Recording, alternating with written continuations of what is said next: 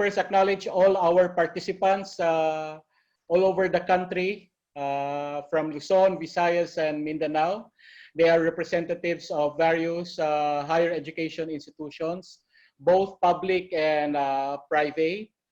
We also have participants of this webinar from Department of Science and Technology, from DepEd, from USAID, STRIDE. So we have about 60 participants joining us this afternoon. Yes, okay, good afternoon. I'm going to share my screen. I have 10 slides here. So while waiting for Chairman De Vera, so I think it's better to have some idea about the situation in the Philippines. Okay, so yeah, can you see my screen? Yeah. Okay, yes. So to give you a brief background about what's going on regarding the COVID-19 epidemic here in our country. So around February, March, we know that we had a problem regarding the outbreak of COVID-19 here in our country, and because of that, our government imposed a community quarantine to different places, specifically in Luzon. And during that time, if you can look at this lower graph, we have here the reproductive number R. Reproductive number R is somehow a measure about the contagiousness of the disease. And this is actually the average number of people that a certain primary case can directly infect in a susceptible population. So before the R for the whole Philippines, actually this is mainly from Metro Manila because everything seems like started in Manila. It's around in this graph, it's around 3 to 6. It's actually very high. Although in some situation, there are estimates that the reproductive number is around 2.5. So as you can see with this curve here, R, and we are tracking this every day because of the enhanced community quarantine in our country, the R is going down. And here I use the symptom onset date to minimize the error because of reporting delays. So we are using these when the patients had symptoms. But if we're going to look at the trend regarding, if we're going to use the reporting date, almost the same trend is going to be like this. And with regards to the doubling time, the cumulative number of cases in our country, the doubling time is actually having good signs. Now it's around 65 days. Okay, but this doesn't mean that the people, the Filipino people and the different communities should be complacent, because the idea of ECQ is not really, well, we want the disease to be eliminated, but the idea of ECQ is really just to delay the peak and our country to be prepared for the health, to have enough healthcare support for the severe and critical cases. So that's the situation. And I think it's better to look into this graph because we're talking with regards to education. And as we can see that in our models, and actually this is based on the paper by Alex Cook from National University of Singapore, which we are collaborating with. Here we can see that different age groups interact with different age groups based on this distribution. So as we can see here, the age 15 to 20, actually from age 5 to around age 25, they are the ones who are interacting mostly with other age groups. But if we're going to look at those age groups interacting with the vulnerable age class, here we use 65 and up. We can see these kids here up to age 15. These are the age groups that interacts with mostly with the vulnerable age groups. So this is very important because this gives us some idea what age groups can be um, somehow considered in flattening the curve. And mostly for the graduate students, I think they are probably around age 25, 40. So it's mostly lower interaction compared to the teenagers, but still they this group still has some interactions with other age groups. Okay. And this is, I think, one of the things that we need to consider regarding the epidemiological background of the COVID-19 disease.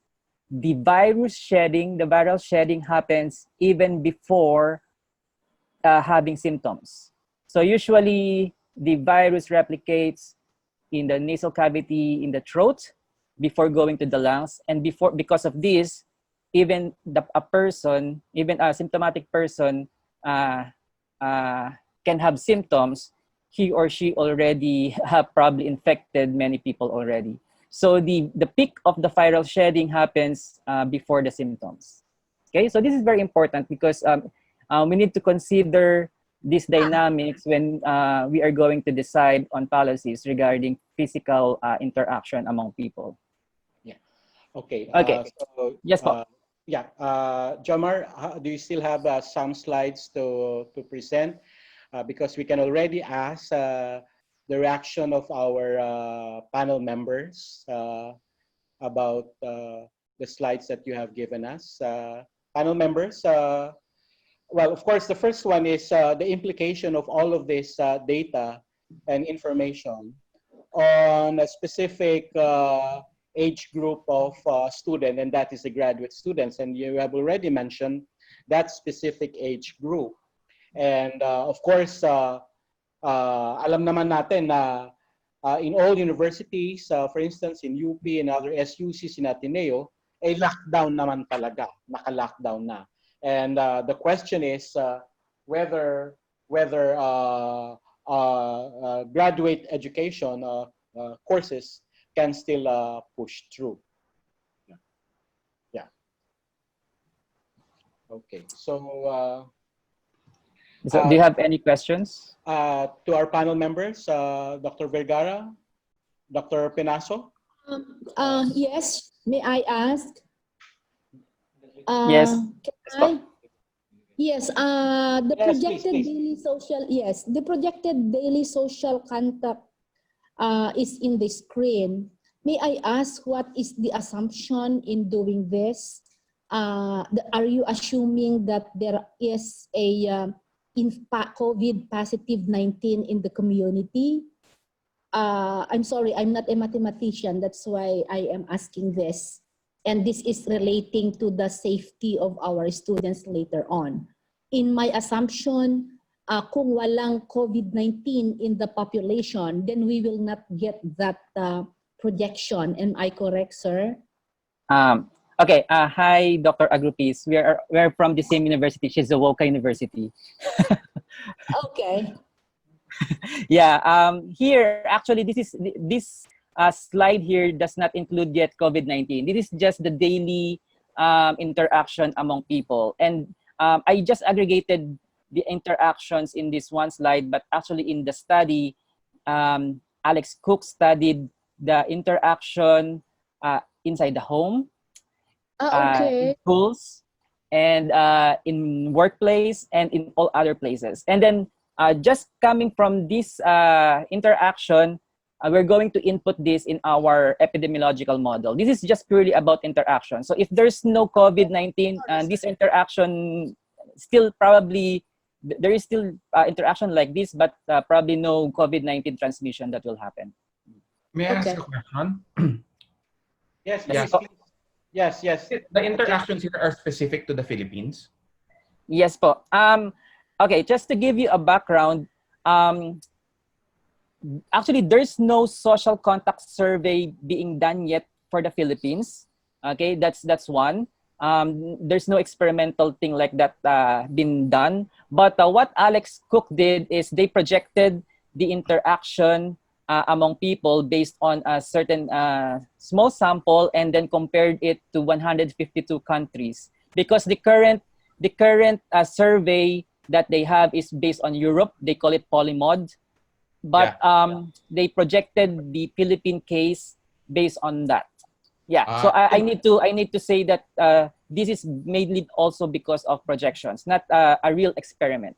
Yeah, that's interesting kasi, I mean, just for interest, no? Kasi you could imagine in the Philippine setting, it might be very different considering our slum areas and so on, diba? So parang it's different from Europe, definitely, diba? The interactions of people in Europe is different from the interactions of people in the Philippines or in India. And Okay. Yes, po. Yeah. Okay, so we are acknowledging first, Jomar,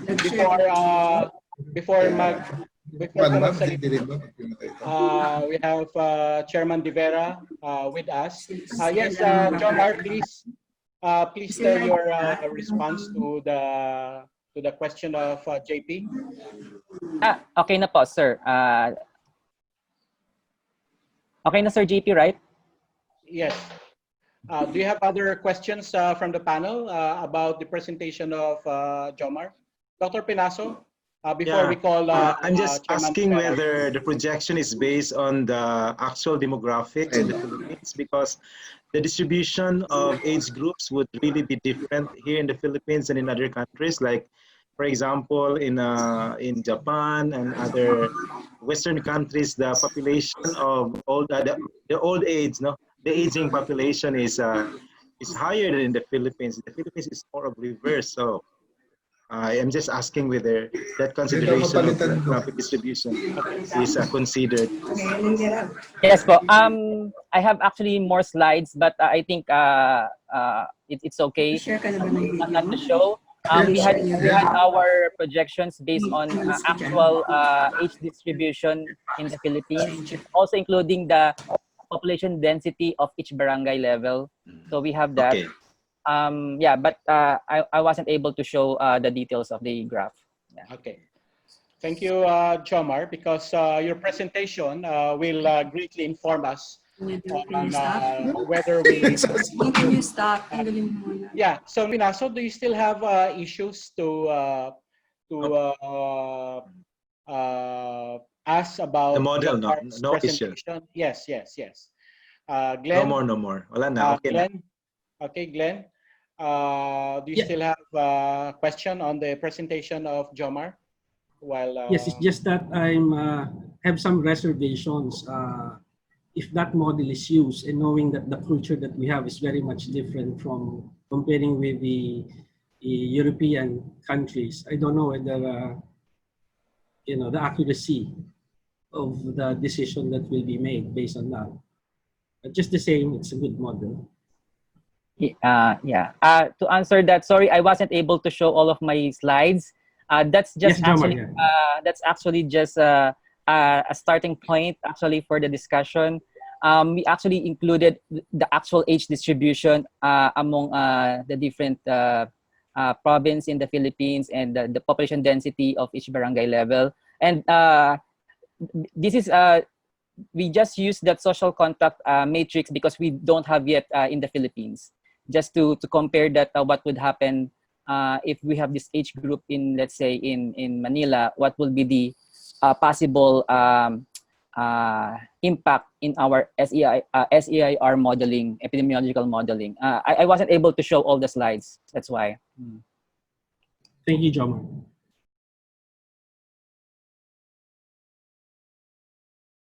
Tama ba yung pagkaintindi ko na yung mga asymptomatic, mas marami yung nai-infect nila, di ba? Tama ba yan? Actually, this is the dynamics, no?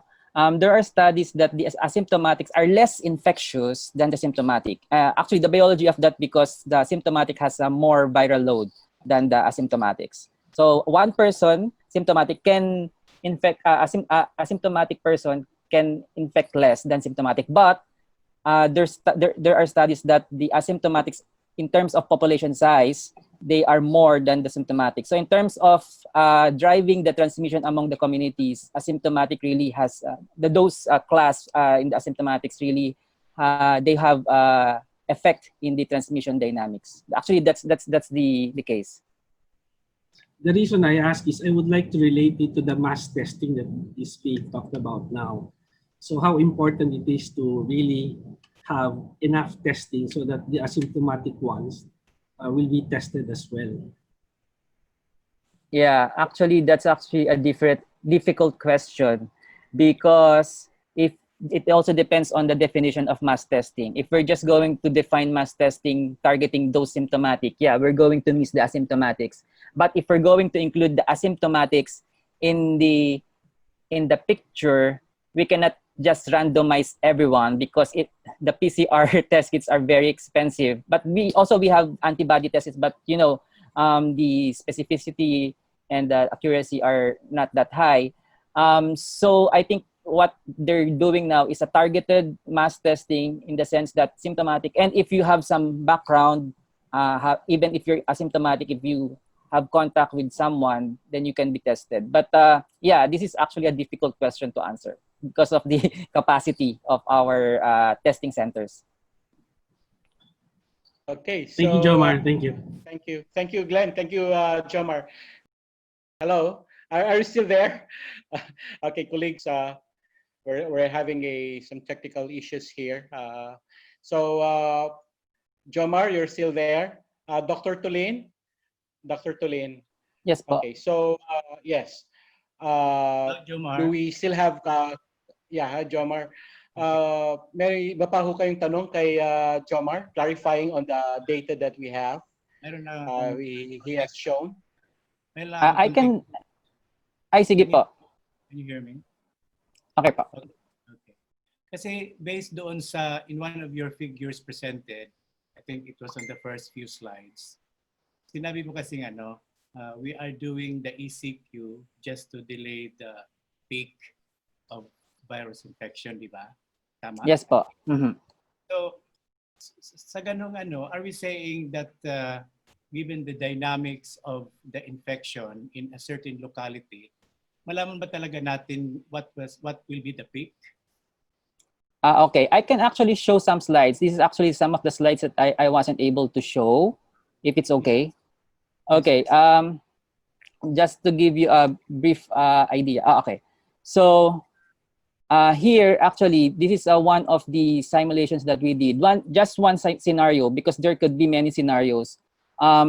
So previously, we are here, then it should be going up like this exponentially, but because of the ECQ, we are able to suppress it. So it's like really hammering the curve down, but there could be many scenarios after. So actually the question here is what's the effect of ECQ, but what would be our post-ECQ strategies? Because everything will depend on our post-ECQ strategies. If we just go back to our epidemic-friendly practices, and we know in NCR there are still many active cases, it could shoot up like this again, like the yellow one. But if we continue our ECQ, we can have the blue one here. But we know this is very hurtful for the economy, so we need to find the balance between the two. So there are many scenarios in between. So every time we do intervention, the peak might be delayed in a later date. But sometimes if we go back again to our epidemic-friendly practices, even if we're flattening it like this, it can still shoot up again. So this actually needs fighting COVID needs continuous monitoring, continuous contact tracing, continuous interventions. So that's actually one of the dynamics of this disease. Yeah, but what we're saying here is continued community quarantine will actually tell us to delay, di ba? So Yes, if we stop the quarantine at this point, for example, in your graph, most likely what you're saying in the prediction is you will have again another rise in the infection, right? It's possible po. Mm-hmm. Is this point the critical? If we have to decide, is this really important? is this model really important if we have to decide what to do next after the community quarantine extension? We can use this model to inform us what will be the effective strategies, because somehow, of course, there are errors, but somehow we can give numbers. Let's say if you do testing, we know how many people might be isolated. So in that case, we can see how the peak will be reduced. If we do this kind of protection, if we do this and this strategy, we know how the reproductive number will be lowered, so we know what would be the possible scenario. So I think from there, the models can provide some projections on about that various scenarios, possible scenarios. Do you have another predictive model that will tell us if you do this intervention, if you do this strategy, this will happen to the curve, so on and so forth? Because it seems that these are only the other yellows, the other colors in the graph are the detected cases, right? Yes, po. Mm-hmm. Yeah, actually, in our modeling reports to the different policy makers, we give different scenarios to them. In this presentation, I just chose this kind of scenario just to show you an illustrative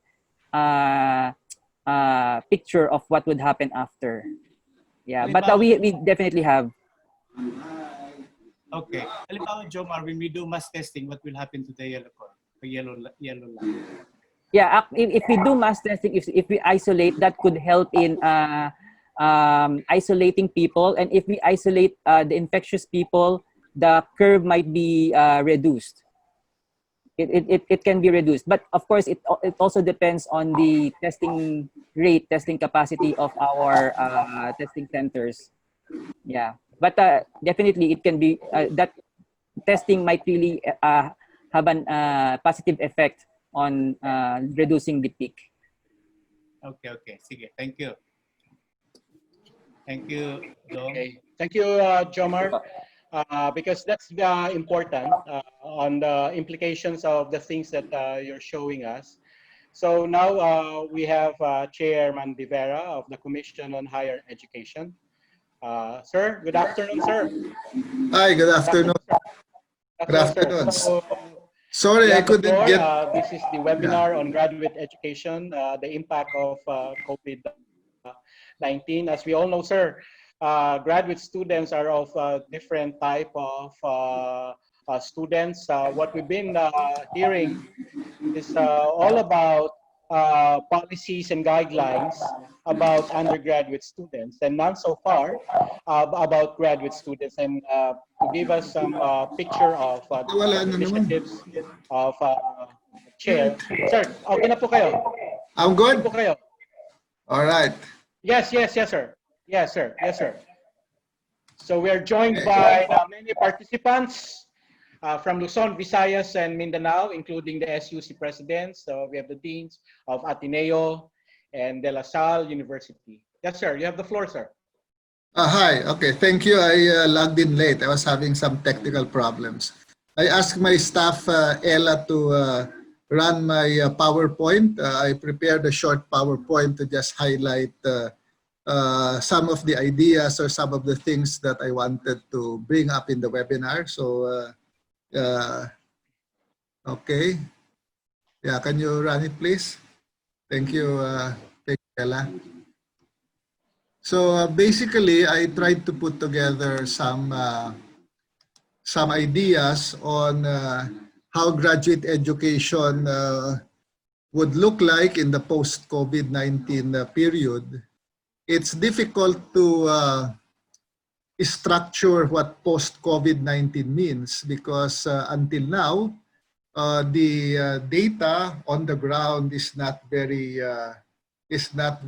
complete or reliable, and therefore in some of the things I'm mentioning, it covers both immediately lifting the ECQ as a post-COVID period, as well as post-COVID period that will run all the way to the rest of the year, including the reopening of classes in August. No? So next slide, please. So basically, in terms of background and assumptions, The assumptions is that COVID-19 will linger until we develop herd immunity or deploy vaccines.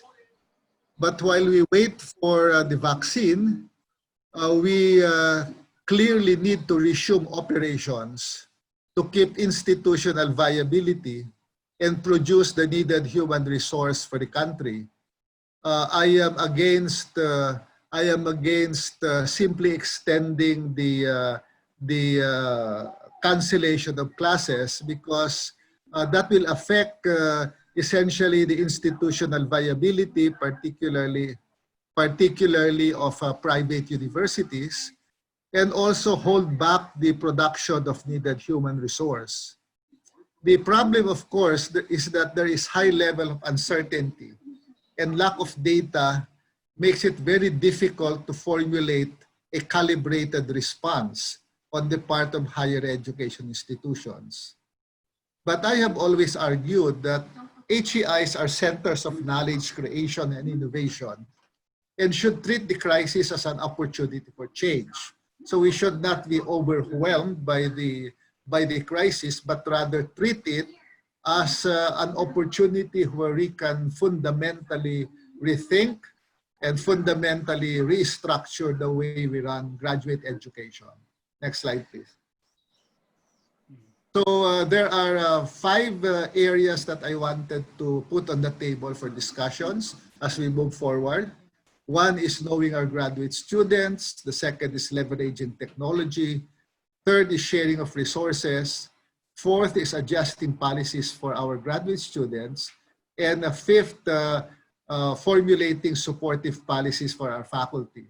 These 5 areas are not meant to be all the areas that will be taken up, but I thought these are the areas that we can start discussions on.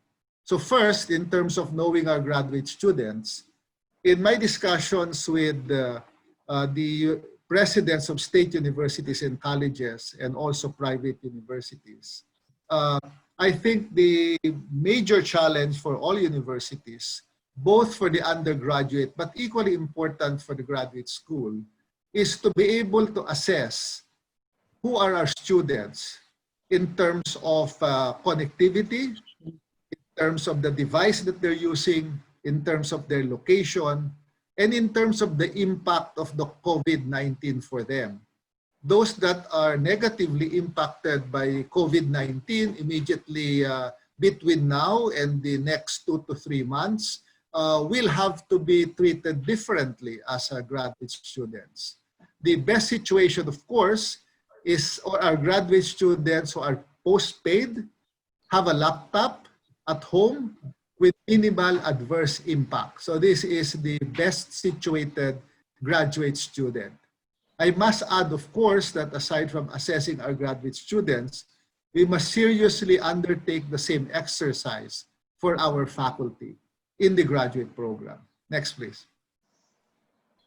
The second one is, how do we leverage technology? Essentially, the question is, how do we connect with each other? Because we have to, in the graduate school or in the graduate program, significantly shift the use of video conferencing for thesis and dissertation defense, for consultation meetings and lectures, among other things. I don't know the level at which universities are doing it now. There's wide variance across public and private and across certain types of universities. But we have to seriously go into this. Second, using email and messaging to social media. Third is delivery of printed materials through USB, through CD, via courier or school service. And the fourth is access to free service from Google, G Suite for education to ensure emails are official and avoid phishing. Next, please. Continuing with leveraging technology, in the graduate school, we have to develop the capability to access resources remotely. And this includes remote access to e-learning materials, including journals and ebooks, links to open education resources, and IT support for access to open source or licensed software, including free trial versions. Next, please. And finally, we should seriously, in the graduate program, be able to protect data and information. And that means information security protocol for transfer of data and clear reporting protocol on breach of personal information in violation of Republic Act 10173. Next, please. The third one, or the third area or challenge that I'd like to put on the table is how do we share and pool resources across institutions? This is going to be a very challenging exercise because in the Philippines, we have basically developed silos of institutions. I have always said in my public pronouncements that one of my frustrations in the commission is that state universities and colleges don't like working with each other. They are rather suspicious of each other. And it is worse when you talk about how public universities work with private universities. This is because in the Philippines, universities look at each other as competitors. They look at each other as institutions that will try to poach or try to get their students to transfer to other universities. That is a mindset that is going to be very difficult to change, but we have to start doing it. When I say sharing and pooling of resources across institutions, I talk about pooling of students in similar subjects, with schools most prepared in a particular subject providing instruction to students with access. Second, the pooling of expertise to reorient proposals and research to address, for example, pandemic needs, because this is going to be a continuing research priority or challenge in the following months. And third, in terms of sharing, of crafting of short courses to quickly respond to specific needs. Next, please.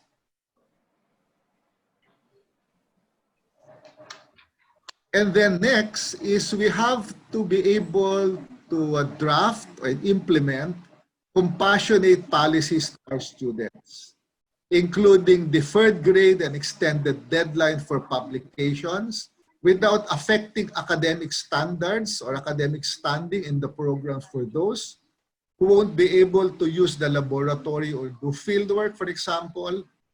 If the COVID-19 lingers, in terms of how this will affect frontliners and the family of victims of COVID-19. Second, we need to be able to ensure that there is provision of maintenance of critical research infrastructure. And this includes equipment, laboratories, care for plants, and culture used for research to facilitate resumption of research work. Next, please. We also need, as those running graduate programs, as far as practicable, continuing provisions for allowances and compensation for graduate or research assistants and scholars on study leave without pay, assuming that in certain areas of the country, the COVID pandemic will continue to linger in the next couple of months.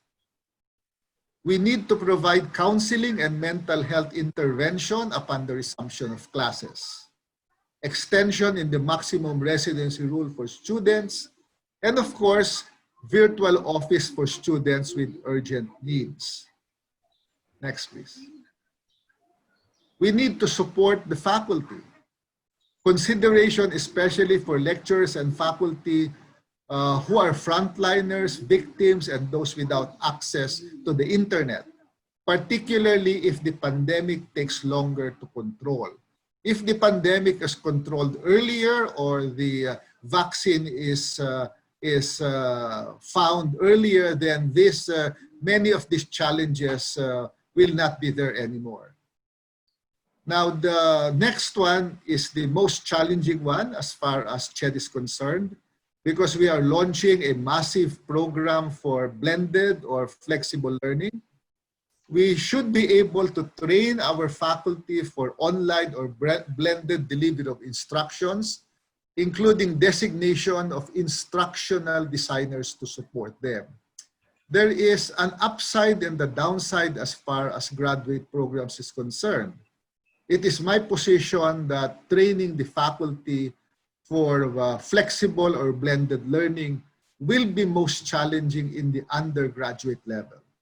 In the graduate program, because of the structure and design of delivery right now, I think it will be easier to go into blended learning, particularly because some public and private universities are already doing blended learning in their graduate school.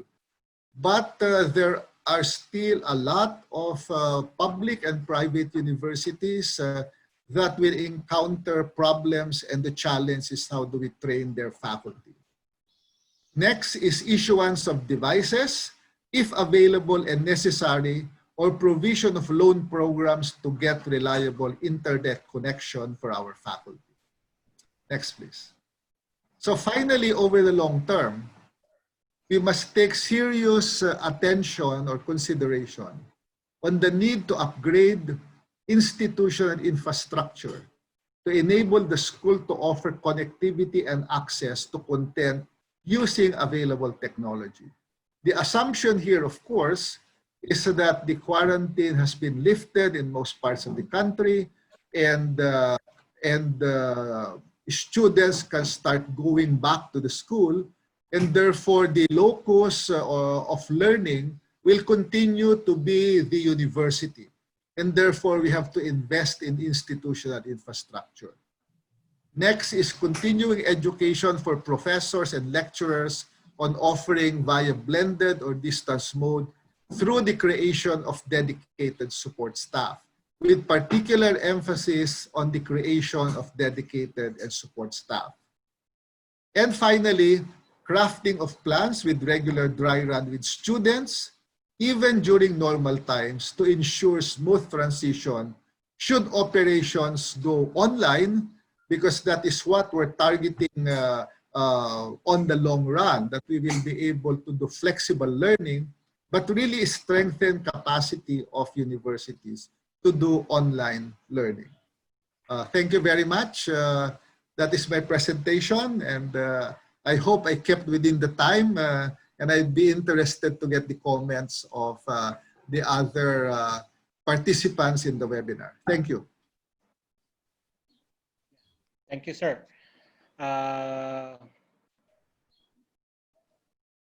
Thank you, sir. So you presented exhaustively, I think, all the issues that we've been confronting as far as graduate education offering is concerned among higher education institutions, sir. You have a very comprehensive, I would say, post-COVID plans for universities and colleges to consider. Before I ask the panel members about their thoughts or their reaction, sir, I think there could be differential response in terms of how would graduate schools be giving their response on these post-COVID scenarios. In terms of the resources, there would be differential access to resources. We have the rich universities, whereas not so rich universities. So how do you think this would be leveled out, sir? I think the biggest challenge right now is because while the pandemic is still going on the one hand, there is pressure to act decisively and move fast.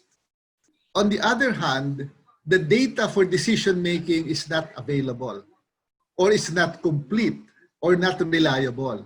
So I think on the part of the commission, and I think on the part of all the university presidents, you have to think differently in these times of crisis. You need to strategize and do decision-making, out-of-the-box decision-making, being able to make decisions with limited data.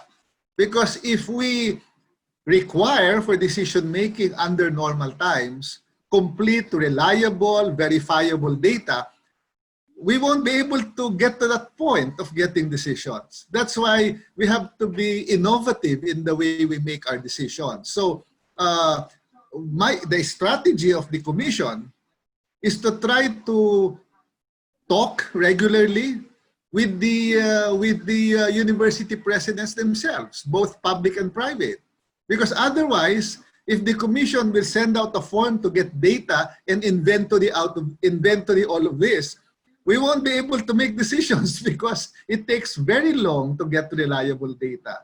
So the substitute, as far as my strategy is concerned, is to constantly talk to the presidents. And the presidents should be able to get data from their universities, and then we just make comparisons. The other strategy is we become flexible and nimble in the policy. So if you notice, the advisories that the commission issues are quite broad and quite expansive. It allows universities to decide on their own, to adjust on their own. At this point, the commission cannot be very prescriptive. You've got to allow the universities significant flexibility to make decisions. And if you notice in CHED advisories 1, 2, 3, 4, and 5, it came out very fast. In fact, I was writing it while the IATF meeting was going on and while Malacanang was there. But then in advisory number 6, I asked the state university presidents to form technical working groups. And they are the ones who crafted the policy because they know better. I cannot substitute my decision-making to their decision-making because they have more reliable data. So it was the university presidents, both public and private, who formulated the language, adopted it through the commission and bank, and I put it in the advisory. So those are some of the nimble and innovative strategies that we are using during this period of pandemic. Because you want to make decisions based on verifiable data, but the verifiable data is often incomplete or missing. So you've got to balance this. Yeah, I wish I can react to all the points that you have raised, Mr. Chair. Fortunately, we have here the SUC's presidents and the deans and the vice presidents. So may we hear from our panel of reactors from Mindanao. Let's first hear from Dr. PENASO of Caraga State University. What innovations, for instance, have you made to respond to this COVID-19, particularly in offering graduate education? The chair mentioned about we have to innovate, we have to strategize. President PENASO, are you around? Dr. PENASO? Dr. PENASO or Dr. PENASO or Dr. TULIN? Okay, so yeah, this time. Yes, please. Yeah. So what are some of the innovation that we're doing here at Caraga State University? In terms of graduate education. Yeah, as far as graduate education is concerned, at least the post-COVID, especially this summer, where we will be offering graduate programs. No? And we will surely be following the blended learning format, both online and offline, asynchronous and synchronous modalities. And we have already planned out the online enrollment. We actually have, it's good that we have just tested it last semester, so it's really ready. The module will be incorporated into our enrollment system so that they can enroll even in their homes. And the kind of arrangement that we'll be doing is we really minimize the face-to-face and maybe zero face-to-face. So they will just get instruction from their concerned professor through Moodle or Google Classrooms. And yeah, they will do it in the way the particular course is formatted and agreed upon by the professor and the students. So we will pursue online, blended learning for summer. We will pilot test it in summer. So no more face-to-face, 100% face-to-face for summer, and yeah, that's it. Yeah. They will just Yeah. get instruction from their Okay. professor. Yeah, I think the chair has pointed out about the characteristics of higher education. I think he mentioned about the higher education environment is so competitive, but this time around, I think he's posing a challenge that at least this time we should be collaborative. We should cooperate. So, for example, from our private universities here represented, Dr. Vergara, what do you think some of these strategies that we can lend, for instance, to our state universities? Dr. Vergara, John Paul. Yeah. So you're specifically mentioning the matter of collaboration across universities. Yes. And I think that's a very good idea. What's important, I assume, is for us to be able to have the right enablers, maybe even incentives with respect to making universities come together. We have like some successes in the past. So when we have consortia, they often work, but this always comes with a kind of directive or an enabling mechanism, often coming with funding. Because if you contract the universities and say, do this, and then here are the mechanisms to do that, and here are the workarounds for some of the difficulties, we will work on it. Tama naman yung sinabi ni Chairman De Vera na parang in a sense there is, lalo na during these times, there's a sense to prioritize our own operations, right? But there's always a sense of mission that comes with these different universities, including ours. And I'm sure we will take to the task if we are able to get to that right condition. Yeah, thank you, JP. Dr. De Vera mentioned about this time we should be compassionate to our students. I think he pointed out yung malasakit. No, dito hindi na pwede yung sink, swim strategy for our students. What can you say about that? That's still me. Yes, JP. Okay. Yes. All right. So actually, that's one of the things that that led us to the decision that Ateneo made quite recently, right? So there were so many factors that led to the decision that Ateneo made. For the undergrad population, you know what happened. For graduate, it was particularly more challenging because we have different conditions. But what the underlying principles were, as you mentioned, compassion, leniency, flexibility. That's what kicked in. And that's the reason why we came up with ways to enable students to still continue with their programs while keeping with the spirit of our contract with them. So for graduate, iba yung kwento eh. Many of them are part-time, many of them are paying their way. You can't do this, everybody gets a P thing, right? So and that's it. No, so you have to still talk about requirements and talk about what will happen next and talk about what are the conditions while understanding the flexibilities and being compassionate with the conditions of these very trying times. Yeah. We have Dr. Shirley. Dr. Shirley AGRUPIS is the president of Mariano Marcos State University. In terms of your support to faculty members of graduate school, in this era, in this time of COVID pandemic, when faculty members are flat-footed in terms of the response, do we have a set of support to our faculty members? Can we provide them the skills now? Yes, good afternoon, everyone, and to our fellow reactors, and of course to our chair of always available for this kind of webinar. Good afternoon to everyone.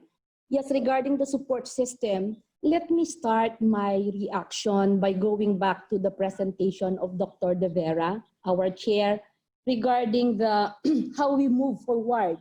Because in the past webinars that we have been attending, we already have presented the different challenges, the impacts, excuse me, and the possible strategies that we will be adopting. But I was captivated by the slide of our chair regarding the items that we need to consider in moving forward. As leaders in the academic institution, we should really be the bastion of a calm and measured approach to crisis management, while remaining decisive and effective without dismissing credible health risks of pandemic. At times like this, we really need to be data-driven. And I like to react first on the items that our chair has presented us, knowing our graduate students, leveraging technology, sharing of resources, adjusted policies of our students, and supportive policies for our faculty. Indeed, these are are 4 major or 5 major considerations in designing our innovative strategies in order to address the challenges posed by COVID-19. So moving forward, since I understand that this is a forum where we share experiences and learn from one another, if I may be allowed to show you innovations of MMSU in order to address partly, if not whole, the challenge posted by our chair. Sir Host, am I allowed to show you? Because from there I can give or define what are our ideas in addressing these challenges. Am I allowed? If you can show us briefly, Madam President. Yes. Yes. No. Go for, wag na yan. Yung because as of at MMSU, our basis in giving in defining our policies is really coming from the ground, as our chair has emphasized that we really need consultation and really see what are the pulses from the ground. So moving forward at MMSU, we really evaluated the geographical distribution of our students. And let me focus on our graduate school. For the, come on, can you show us? Just briefly. So knowing our students, we have already mapped the origins, the geographical distribution of our students. And it is shown that our students, 92% are coming from Ilocos Norte. Now, out of these students in our graduate school, we have only 634, and the percentage, the majority of them are coming from Ilocos Norte. Now, the reason why we are doing this is for us to really evaluate, to give us a guide what kind of modality that we should give to our graduate students. These students are learned students, and they have different level. They have already a developed competency to undergo online or other flexible or blended learning. And it is also very important for us to know kung saan sila galing. Sa undergraduate natin, they have well-defined direction, be as electronics, engineering, and medicine. But in graduate school, it is really, for me, it is really very important kung saan sila galing. They come from industry, DepEd, HEI, LGU, others. These are very important factor before na mag-decide tayo ng modality na ibibigay natin sa kanila, because they have certain level of competency that they want to learn from our school. So on the ground, on the screen, we see kung saan galing ang ating graduate students. Next slide.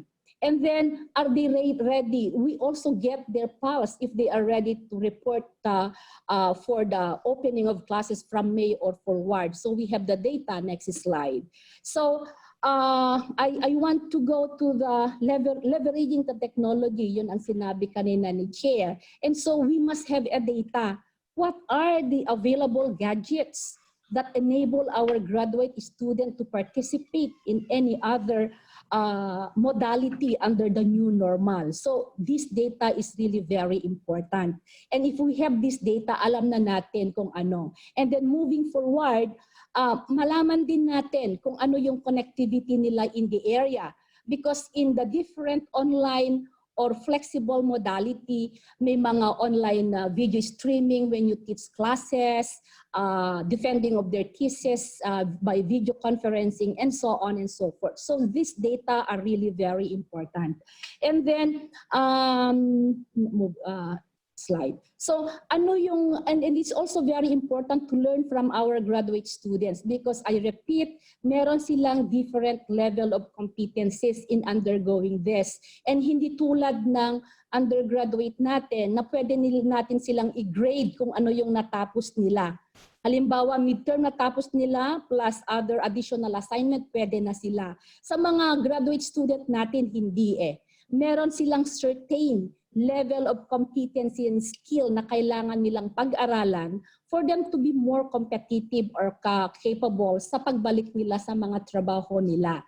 There are also other graduate students, those especially coming from LGU, na may certain topic na gusto nilang tingnan under graduate studies. So we can only help them kung titingnan natin kung ano yung ability ng kanilang internet connectivity na pwede silang mag-participate. Are they capable of what's video streaming and so on and so forth. Next slide.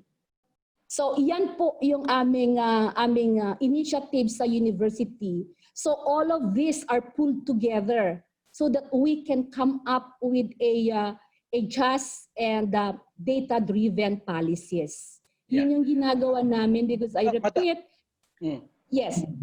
Madam President, so yung inyong policies guided by this survey that you conducted, hindi pa ho na-implement, hindi pa ho nakakandak, hindi pa ho na-implement yung response niyo.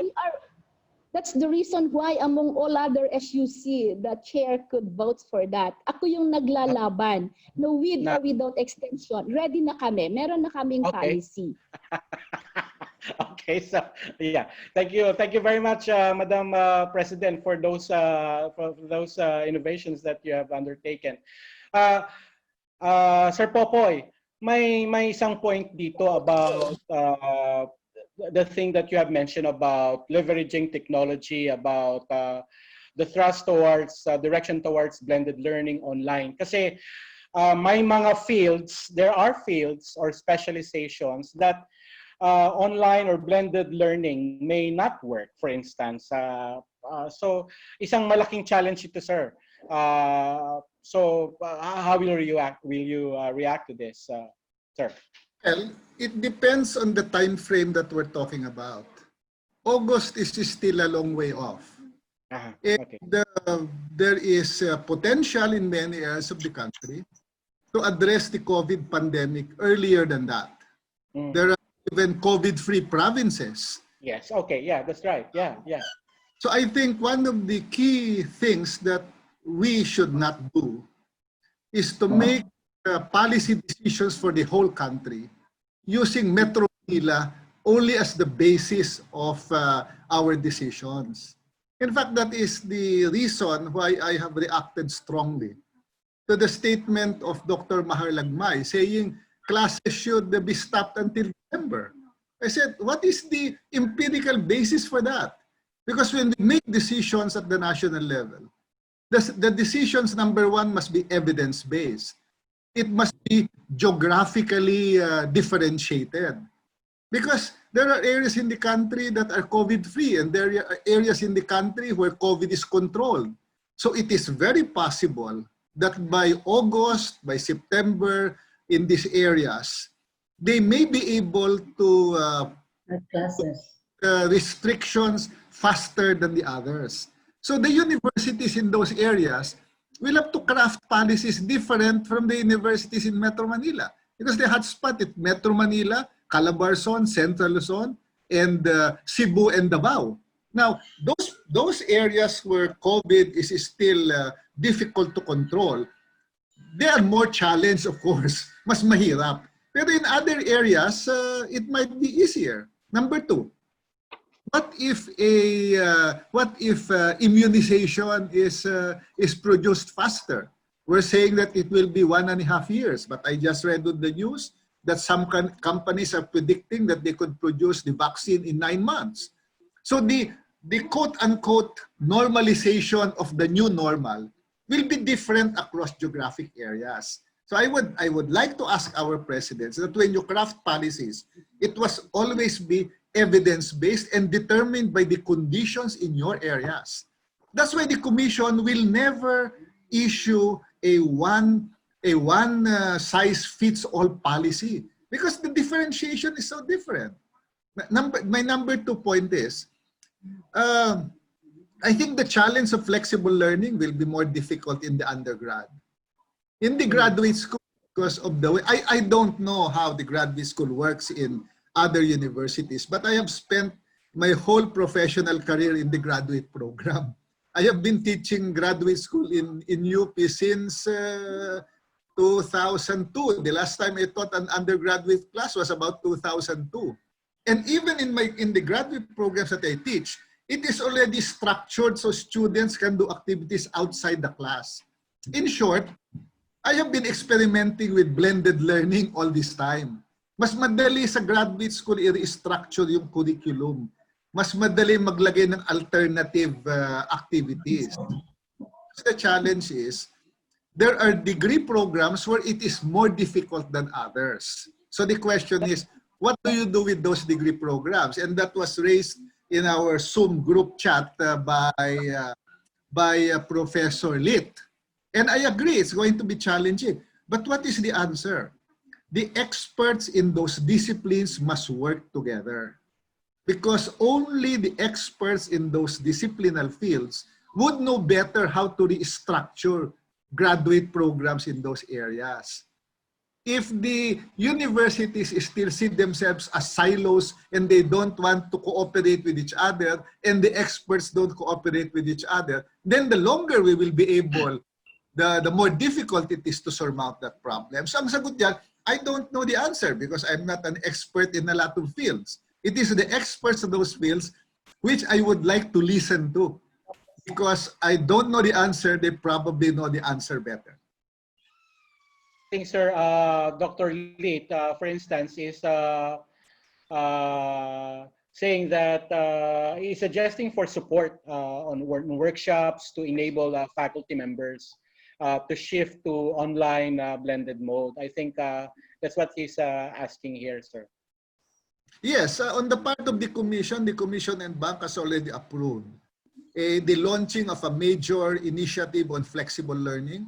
A technical working group has already produced a first draft of the project. They have presented it to me. I have put my comments. I think the first activity of the TWG is to contract experts who will do an inventory of the faculty resources of universities and an inventory of the students. So we have a starting point. And then we can already launch massive capacity building program for faculty members to start working on flexible learning, fully funded by the Commission.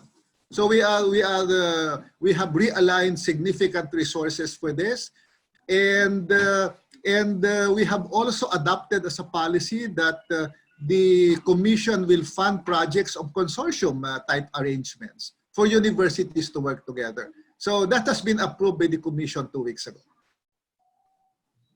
That's good to note, Mr. Chair.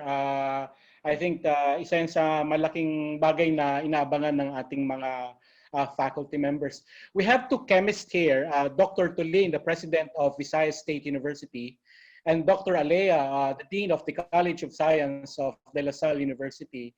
And I'm sure ang isang point nila ay mahirap mag-conduct ng online blended learning kapag chemistry. How would you react to this, Dr. TULIN or Dr. ALEA? Are you around? Dr. TULIN? Dr. TULIN or Dr. ALEA? Yes. Yes. First of all, I would like, yes, as a chemistry kasi is experiential. In other words, there are things that must be done face-to-face to be able to learn the techniques and so on and so forth. And I would just to show you the strategy of De La Salle University, if you don't mind, so the other university can hear about it. First, when classes were first suspended on March 9 by Mayor Isko Moreno, DLSU immediately switched into online mode. But lucky for us, DLSU has a learning management system already existing in place since 2 years ago. We call it Animo Space. So there are faculty members who are already well-trained and can really conduct online classes, pure online classes. Personally, I prefer blended learning, meaning partly online, but partly face-to-face. That's my personal preference. Now, in terms of support for faculty members, we have this office called ASSIST. It's academic support for instructional services and technology. So this is an office that conducts trainings regularly and answer questions regarding the use of Animo Space. So it will really help. But the main problem here is, of course, some of our faculty we're asking them to get out of their comfort zone. It means that we really need to convince them. It's a challenge for the HEI leaders to actually tell them it's now time to learn more. And there are so many things to learn. One is the tool that they need to use for online learning, the effective approach in different topics, and so on and so forth. But we're doing something about it. One of them is interconnectivity is a problem. So LaSalle will actually provide packet Wi-Fi to all students and faculty just to make sure that they are connected anywhere they like. Now, in the immediate future, the problem is lab work for graduate school, especially for chemistry. And starting the next term, we intend to start it on July 1. We are anticipating that face-to-face will still be a problem. But the period from now up to July 1 may be enough time for the faculty to prepare. So what we are considering is to have a first enrollment wherein we will only offer courses that can be done pure online if necessary. Preferably be blended, but it can be done pure online, just in case that we will not be allowed to go to the campus. Now, there will be a second enrollment, which we will now accommodate laboratory classes, just in case face-to-face will not be allowed. We are also considering modular type of courses. So instead of being present for 3 months in campus, it's modular type, meaning experiments one after the other, fully supervised by the teacher. So these are some of the things that we are doing at DLSU. But I would like to mention, I fully agree with CHED Chair VERA, that some universities are more equipped than others. So I would like, if you will permit me, to ask CHED Chair, if it's possible, then since some of the universities are not that equipped yet, maybe CHED can endorse, for example, some students to actually enroll in some universities that are already equipped and then have it credited so that they will graduate as soon as possible time. If there will be some sort of endorsement or support, then it will be better, because there is this bias that online learning is not equal quality than face-to-face. So if CHED will not endorse it, nobody will believe that CHED is not endorsing it. So why will we enroll in online learning? So I think it will be better for, if you want to push for this online learning. Anyway, learner-centered education na tayo ngayon. What CHED Chair is mentioning about sa graduate school, it's learner-centered. Ibig sabihin, we are just facilitators anyway. So if CHED can endorse that, then that it will be better. Thank you, Sir Dong. Yeah, Mr. Chair, sir. Yes. Yeah. Well, first, I think the presentation or the answer of LaSalle illustrates what I have always been saying, that there are universities who are doing a good job. That's why I have always reacted to this statement that you just stop online learning, because you're dragging the good ones down. Why will you stop the good providers from providing continuing education?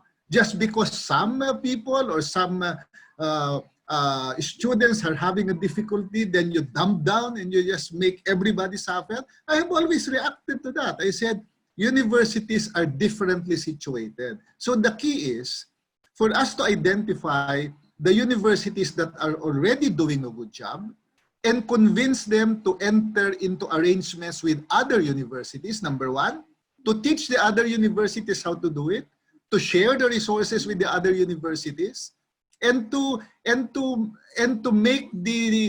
make learning portable across universities. I have always called for portability.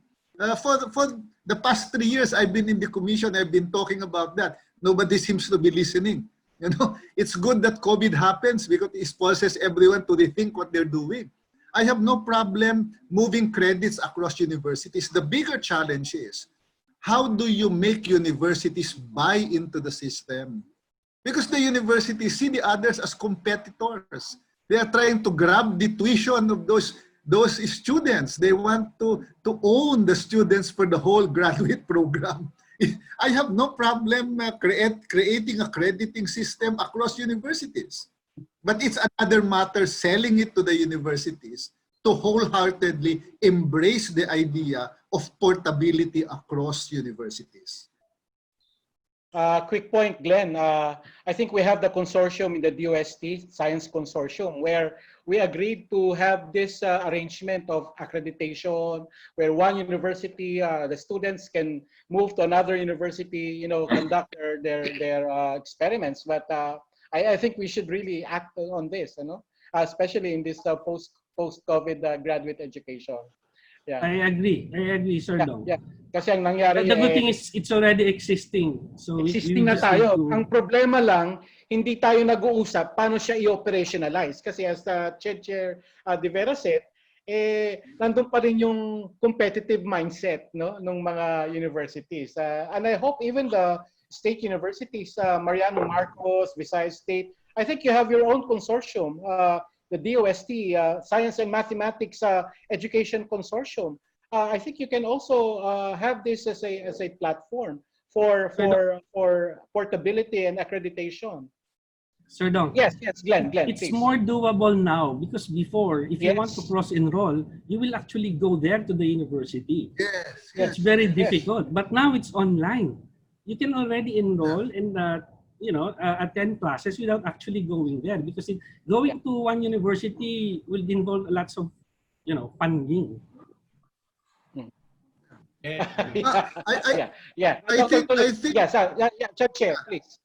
Chair. Yeah, I think the challenge is for the universities to discuss and agree among themselves that the strength of the good universities be maximized by the other universities. So you can do online or distance mode for the subjects in the graduate school, where there are some universities that are part of the consortium who are already doing a good job. So you don't have to do all of it yourself. They must share the resources.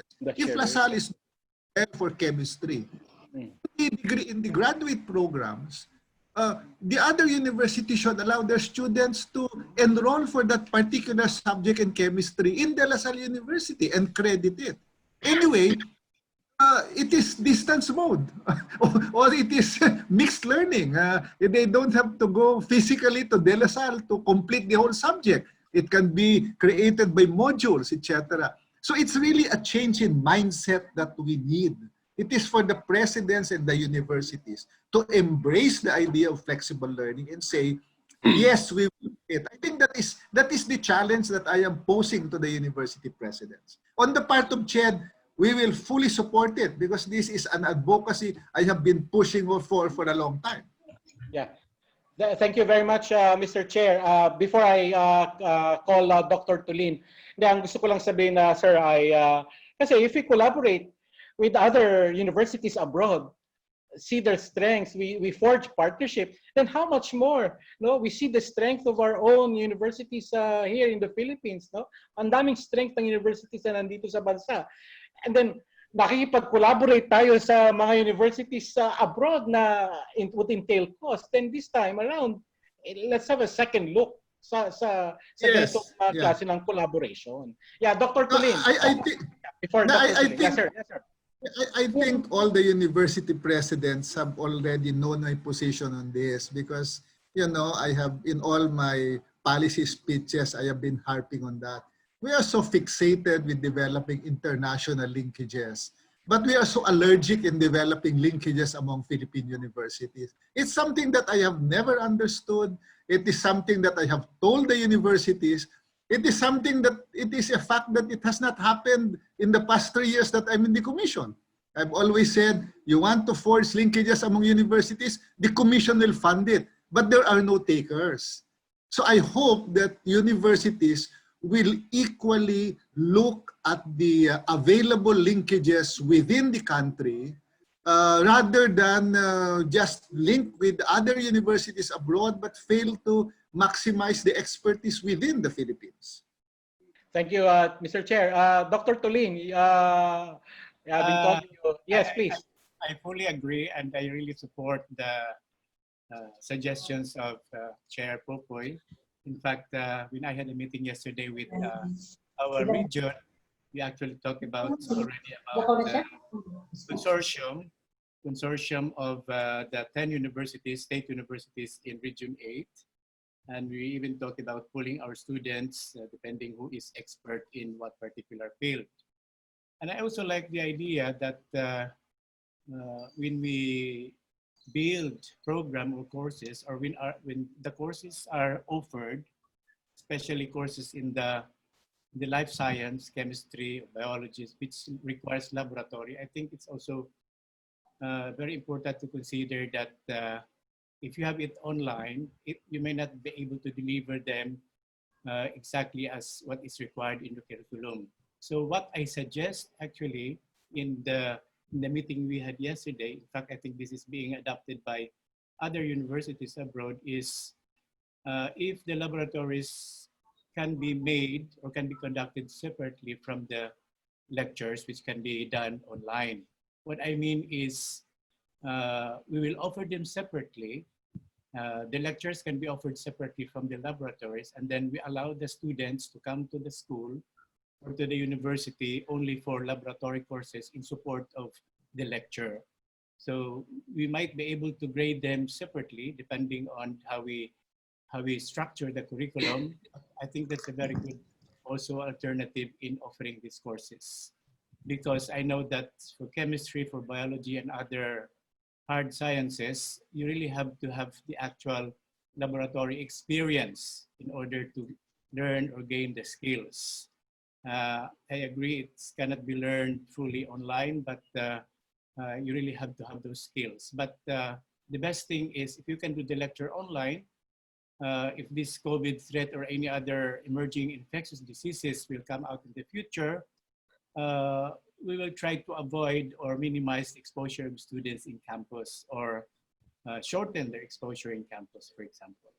We are very lucky that we are in Region 8, we are in Leyte. It's probably best that we are situated in islands and our COVID cases are not that many, so we can actually implement our own curriculum localized, meaning customized. So that's true. You don't need actually to be, policies in other cities like Metro Manila or Cebu that are applying for total lockdown or community quarantine doesn't necessarily need to be applied also in Leyte, for example, in our case. But then again,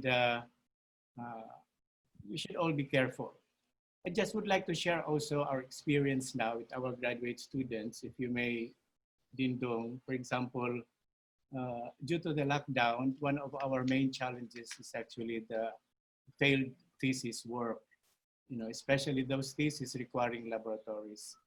Due to the lockdown, our analytical laboratories were also shut down, were closed.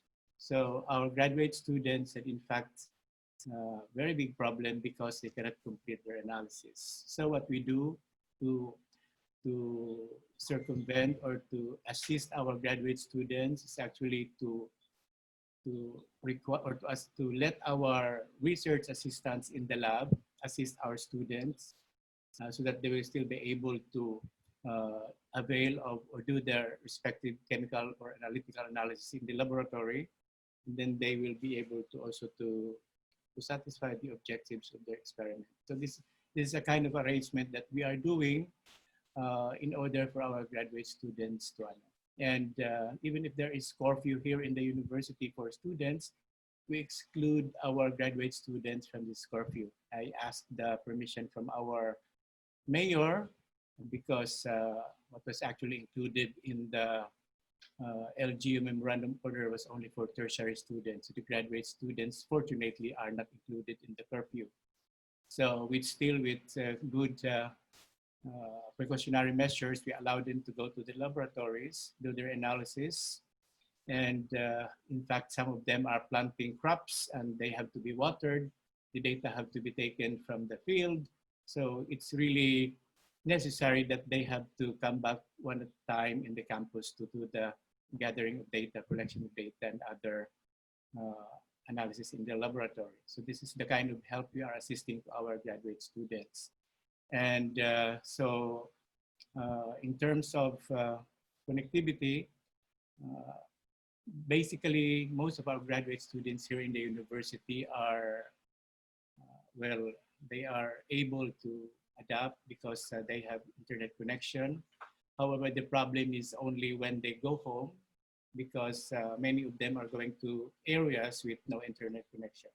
So once they are inside the campus, they can still avail of our connectivity, but the fact that they went out or they went home after the lockdown or during the lockdown, some of them were not able to. So this is the challenge that we are facing now. And hopefully, this is also the challenge that really need solutions in order for them to complete the requirements and able to graduate. So basically, the idea of online or flexible learning is accepted in the university. In fact, I'm doing all the necessary preparations to the faculty, assigning them instructional materials that we are teaching. Probably not much problem if they are not major courses. For major courses, we have to think that the disciplines, the specialists, the experts should make all these IMs.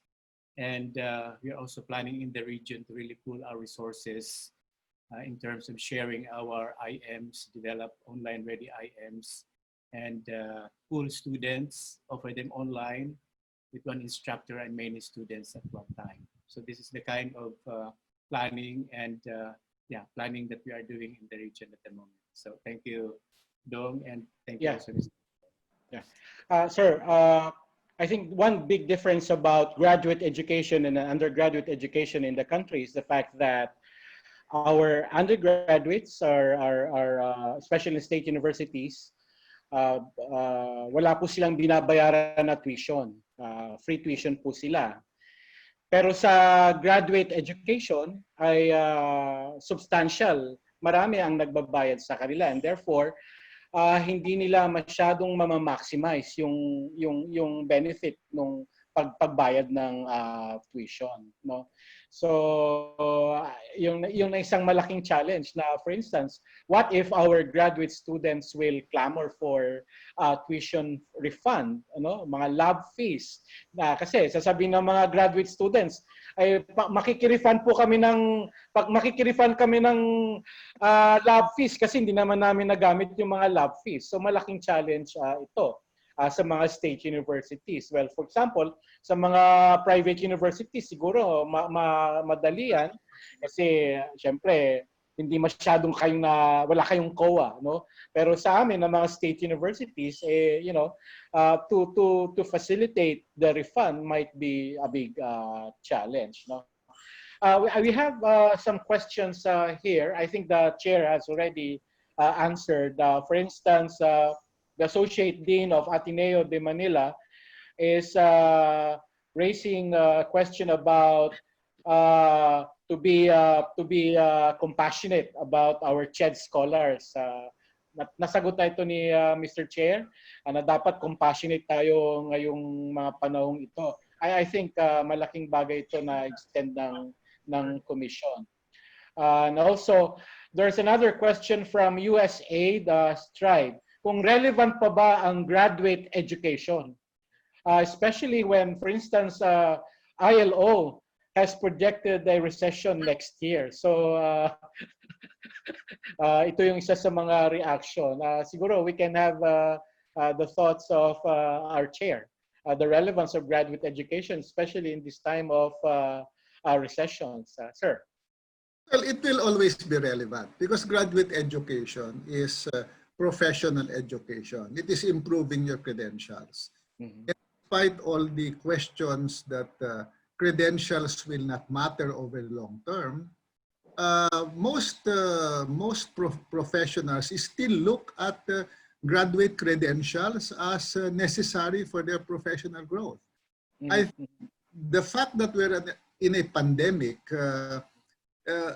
you know, the structure of thinking of a lot of people are changing out of fear and out of you know, the worry that things will be fundamentally changed in the next few months. Yet, yes, it will change, but it will not change to the extent that the whole concept of learning and credentialing will disappear. I don't think it's going to happen within the next couple of years. Maybe it will be affected in terms of how would you call that? Of the impact of your credentials in your professional growth because of the projected economic slowdown. But graduate school is an investment in the future. It's not an investment that you expect the returns to be in the next semester or in the next year. You develop graduate education because it is an investment in your whole professional life. So I don't think it will simply diminish and it will have no value because the returns on your investment in graduate education is not measured in the next 1 or 2 years. It is measured as you grow professionally and as you change from one type of activity to the other. So I don't think over the long term it will lose value. Sir, let me just backtrack a little because Dr. PENASO is here. I think isang model nila yung consortium. Dr. PENASO, in the PhD programs, in the graduate programs, this time siguro mas operationalized na ito. Yes. Actually, we have a plan, part of our complementation program here in Caraga region, that we, for universities and colleges, will offer a joint degree program in agriculture because the region needs so much expertise in agriculture, and we don't have any offering at the PhD level for agriculture, both for crops and the livestock or animal science. So we tried and we made a proposal, and it was evaluated by the OPSD of CHED. They came here together with Dr. Adalia. She was chair, no? And she came here with the team, and the regional ARQA team also came over to Caraga.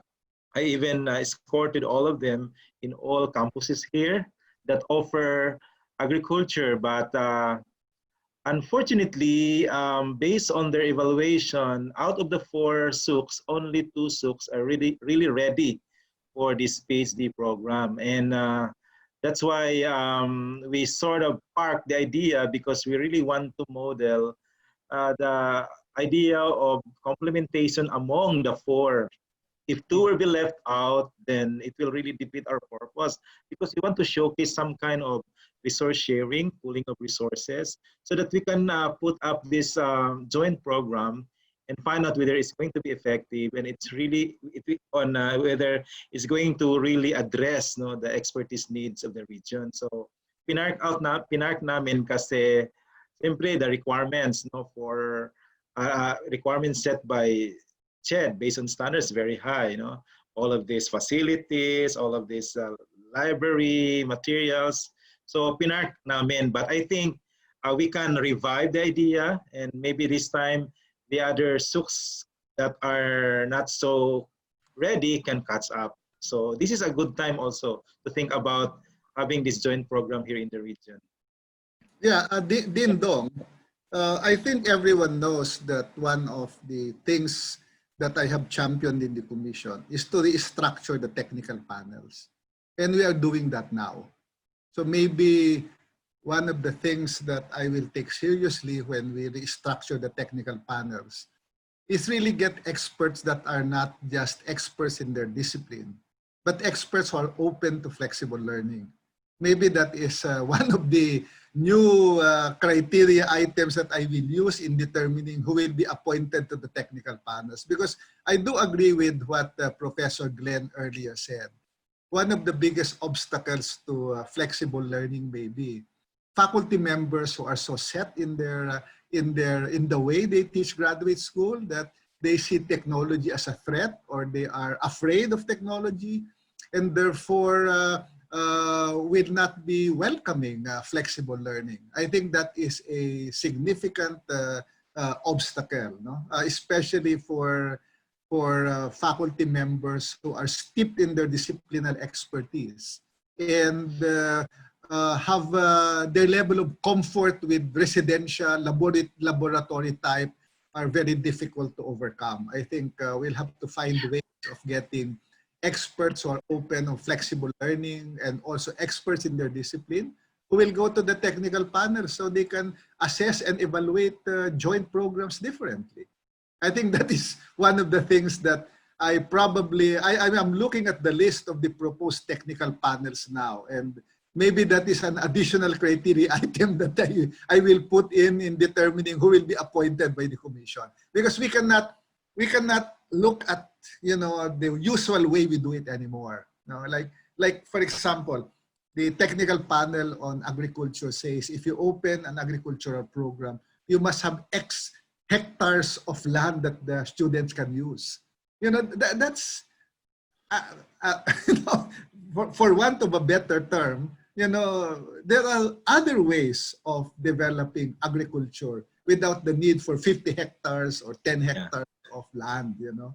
So if we're stuck still with that old mode, we will not be able to maximize, you know, flexible learning.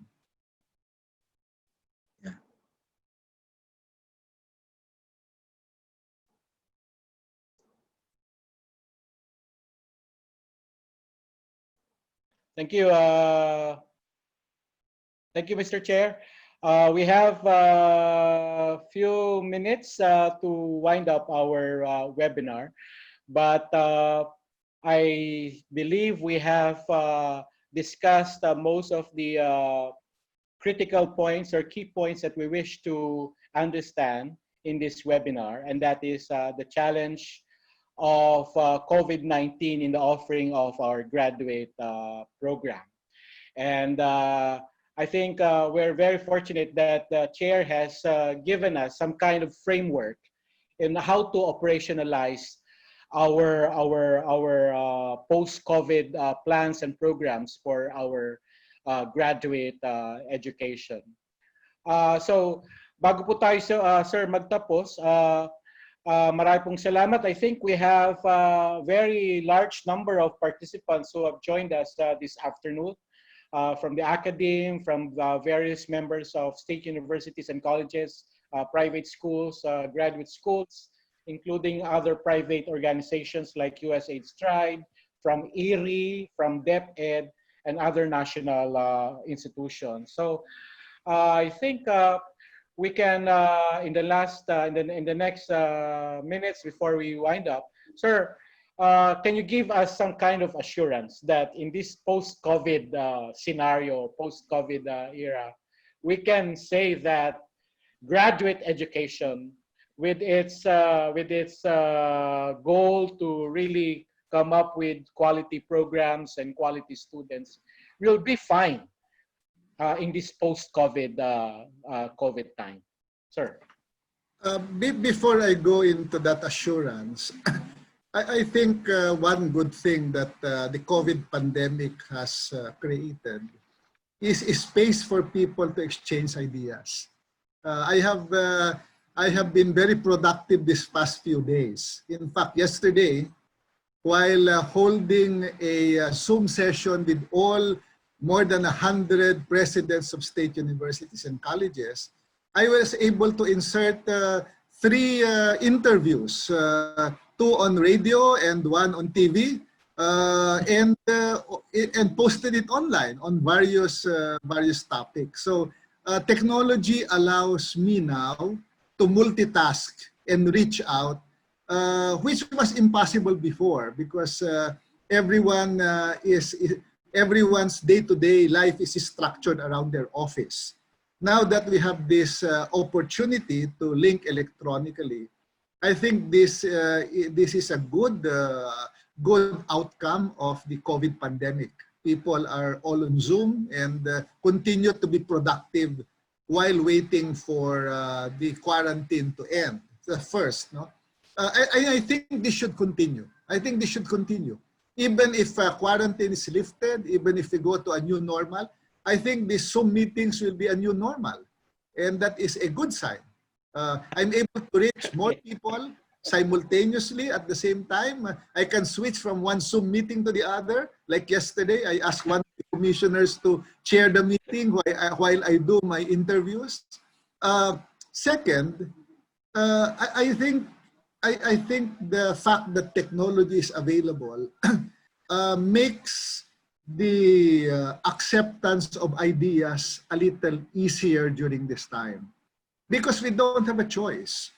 Because both the fear of the pandemic as well as the fact that we need to adjust fast, I think it shakes the mindset of a lot of academics.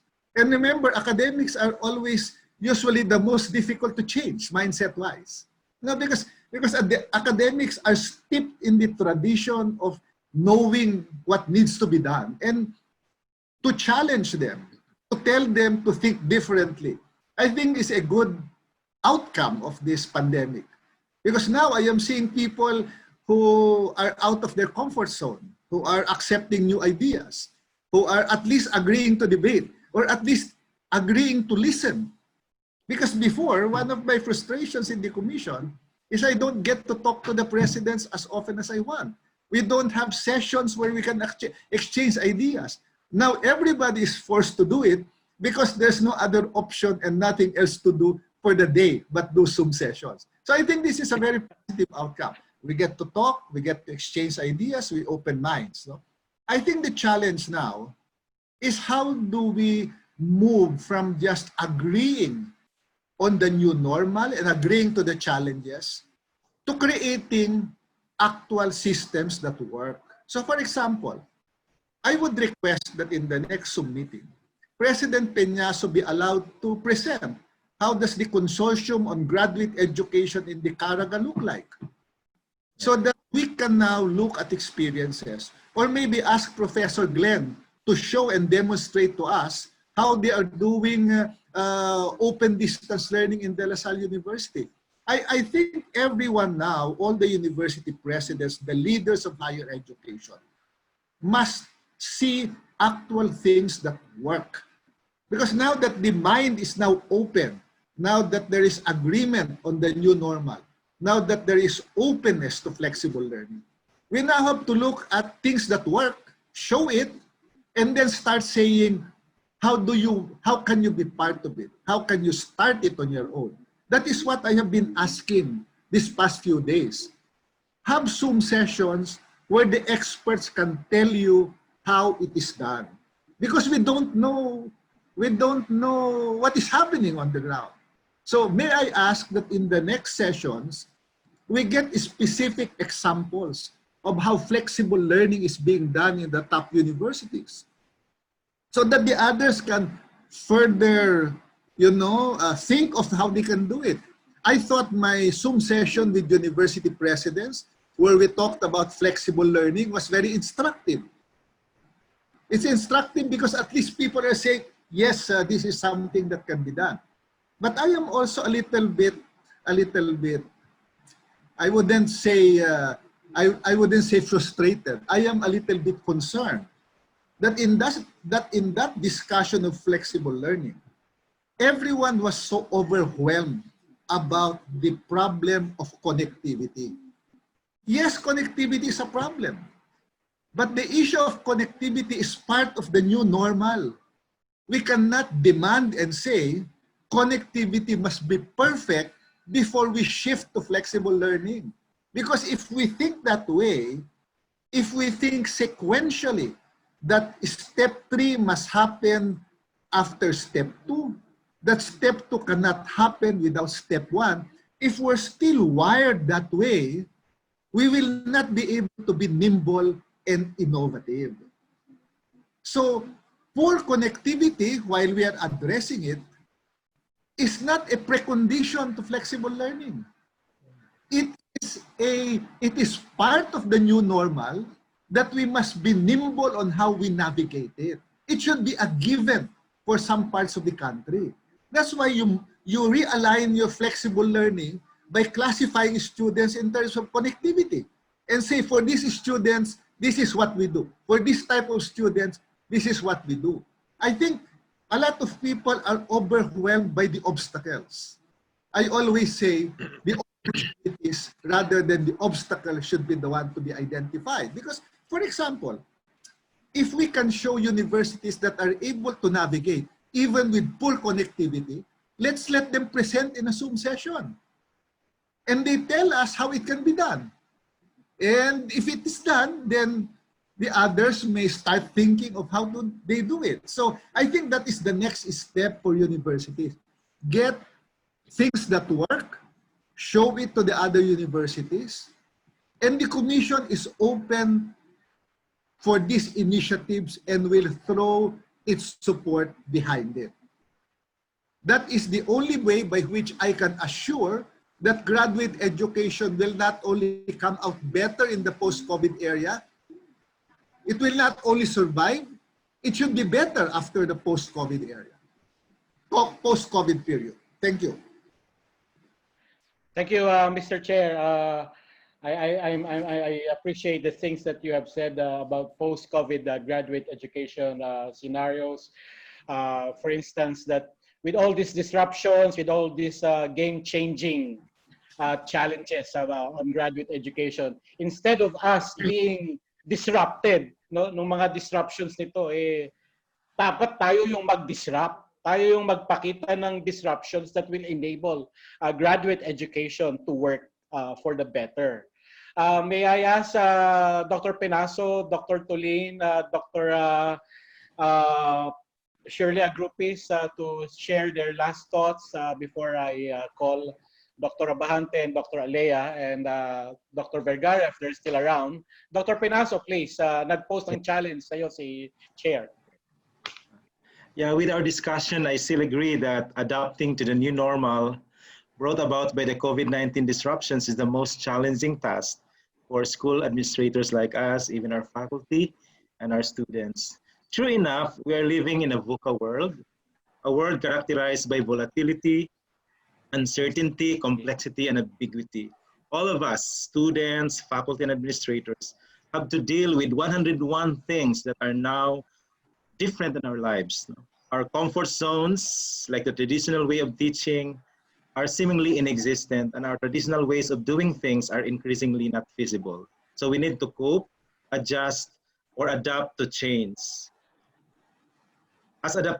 Any adaptation for that matter amidst crisis is challenging and stressful. But despite the challenge and stress, we need to see the silver lining, and we need to see that we can discover the bright opportunity amidst this gloomy adversity. As we all know, the word crisis, if we have the Chinese equivalent, the Ouija, it comes from it has two characters, and one of the characters would mean crisis or adversity, while the other one opportunity. It was echoed by Chair Popoy over and over again that we have to look at the opportunity, not looking at the adversities, all these impediments to, embracing the new normal. So any adaptation for that matter amidst crisis is challenging and stressful. As Charles Darwin puts it, in the struggle for survival, the fittest win out at the expenses of their rivals because they succeed in adapting themselves best to their environment. For survivability, excellence, and competitive advantage of our graduate programs, we need to continuously and adequately respond to the new and emerging realities. Our graduate programs and policies, including their delivery, must be relevant and responsive to and fit with the demands of the time.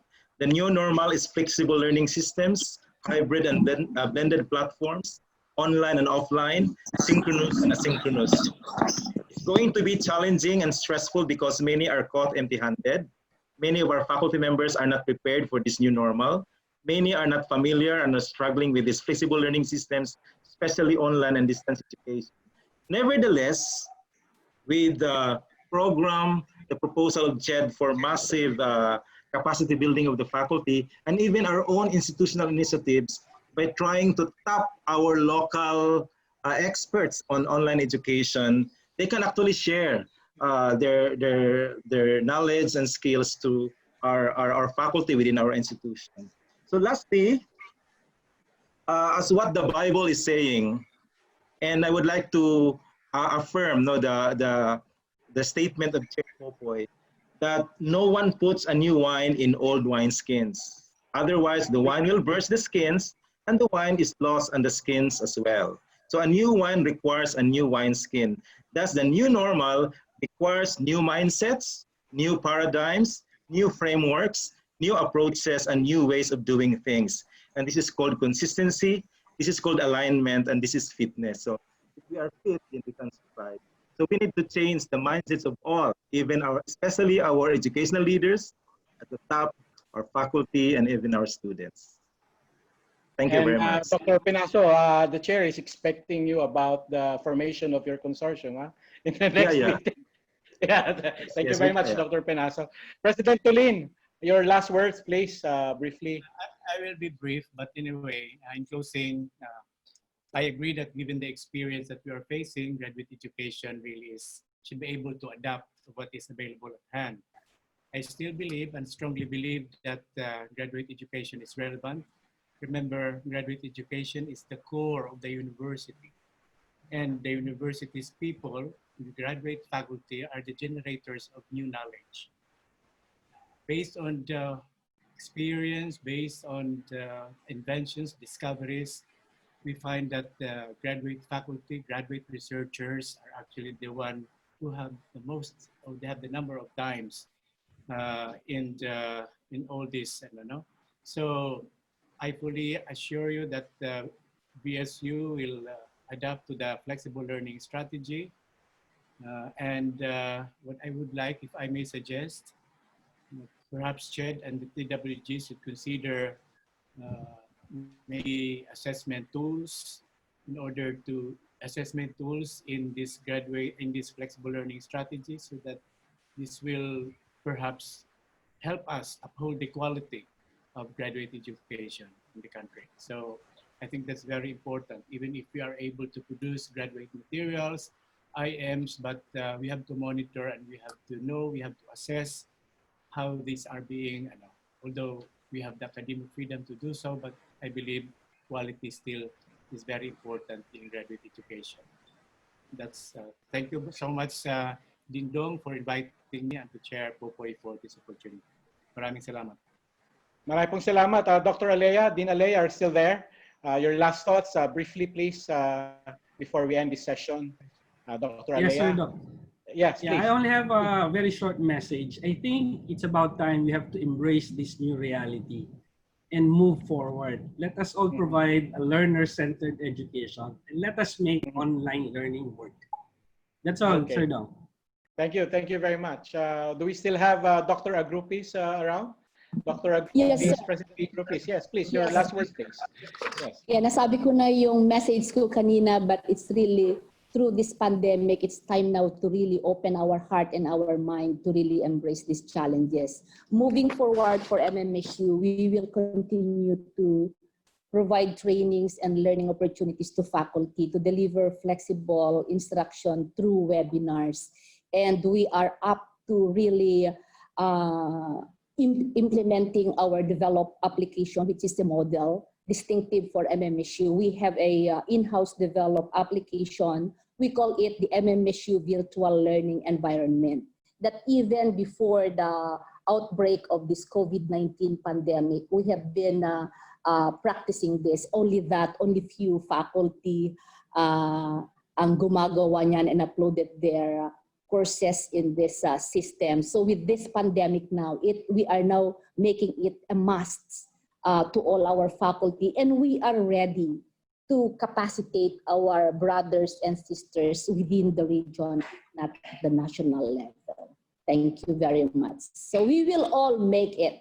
Yeah, thank you, Dr. Agrupis. Do we still have Dr. Vergara? I think he has a next meeting to attend to. Otherwise, we'll call, Yeah. yes, Hi, Dom. John Paul. Yeah. Yeah. Again, thank you for inviting me. I joined the others in the call for being nimble, agile, and flexible. But I'll also add that, of course, we should continue to be compassionate and caring for our students, because they are our customers here. I thank the CHED for enabling us, for promising support, and in particular helping us with, I guess, disrupting constructively education here in the country, and particularly for graduate education. Thank you again. Thank you, John Paul. And we have JOMAR Rabahante. JOMAR, you're still there with us? JOMAR? Yes po. Yeah, JOMAR, yes, please.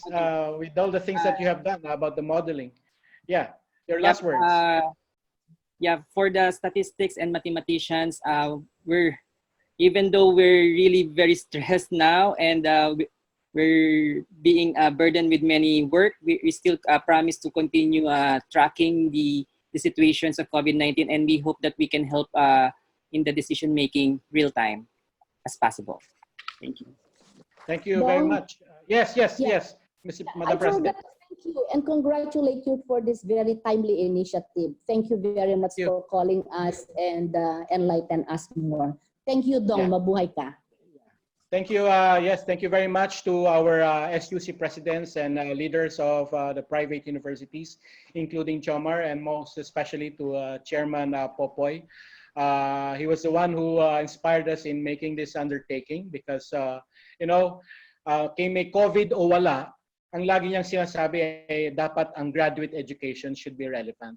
And all the more that we should be relevant because the skills, the knowledge that this country would need would be generated out of the advanced knowledge, the research the new knowledge that graduate education is able to create.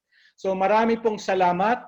In the next series of graduate education webinar, we still need to tackle international students, the issues and problems. May mga problema po kami dyan, but we need to come up with solutions. So we'll have institutions that would really cater to international students and other issues and challenges in the offering of our graduate education. So marami pong salamat, Chairman Popoy. And to all our webinar participants, thank you very much and watch out for the next webinar. Marami pong salamat, sir, sa inyo pong lahat. Thank you. Thank you, Sir Dom. Thank you, sir. Thank you very much, Chairman. Thank you, sir. Thank you.